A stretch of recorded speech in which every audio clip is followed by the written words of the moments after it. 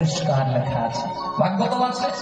হ্যাঁ, শ্লোকটা একবার স্মরণ করে দিচ্ছি সবাইকে। সম দম তপ শৌচ সন্তোষ শান্তি রাজ্যবম জ্ঞানম দয়াচ্যুতাত্মকম সত্যং চ ব্রহ্ম লক্ষণম।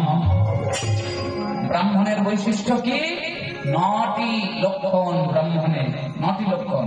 একটু ব্যাখ্যা না করে দিলে বুঝতে পারবেন না। কেউ কিছু মনে করবেন না বাবা।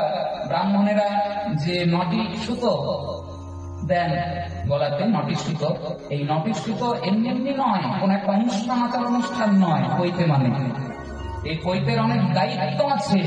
9টি সুতোর 9টি অর্থ আছে। সকালবেলায় যখন ব্রাহ্মণ ঠাকুরেরা স্নান টান করেন, এই কইতেটাকে দেখেন। দেখার নিয়ম আছে না বাবা? কইতেটাকে নিয়ে মন্ত্র বলেন, গায়ত্রী বলেন, দেখেন। ওটার আসল অর্থ হলো ওই 9টি গুণ আমি আচরণ করছি কিনা, প্রত্যহ 9টি গুণ আমি আচরণ করছি কিনা, সেইটা একবার সকালবেলাতে স্মরণ করে নেওয়া। কি কি 9টি গুণ?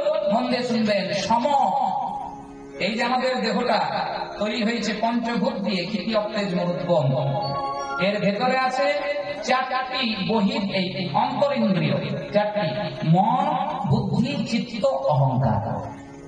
এই মনকে নিরুদ্ধ করার নাম সম, মনকে কন্ট্রোল করার নাম সম। মন নিজের আয়ত্তে থাকবে। মন যেটা বলে দিল সেটা আমি করলাম, তাহলে হলো না। দ্বিতীয় হচ্ছে দম, বহির ইন্দ্র সংযম। চক্ষু কর্ণ নাসিকাদি হত মুখপানি পদপায় উপস্থ। এই 10টি ইন্দ্রিয়কে সংযম দমন করা, এর নাম হচ্ছে দম, সম দম। তপ মানে তপস্যা থাকতে হবে, কঠিন থেকে কঠিনতর তপস্যা। তপ, সম দম তপ। শৌচ মানে পবিত্রতা। শান্তি মানে ক্ষমা করার ক্ষমতা। আর্যমম মানে সরলতা, শিশুর মতন সরল হতে হবে। সন্তোষ, সন্তুষ্টি, ভগবান যেটা জুটিয়ে দেবেন সেটাতেই সন্তুষ্ট ব্রাহ্মণের। আর জ্ঞানম, শাস্ত্র জ্ঞান থাকতে হবে ঠিকঠাক করে। শাস্ত্র জ্ঞান, শাস্ত্রের অতীত জ্ঞান থাকতে হবে। আর সব থেকে বড় গুণ হচ্ছে সত্য।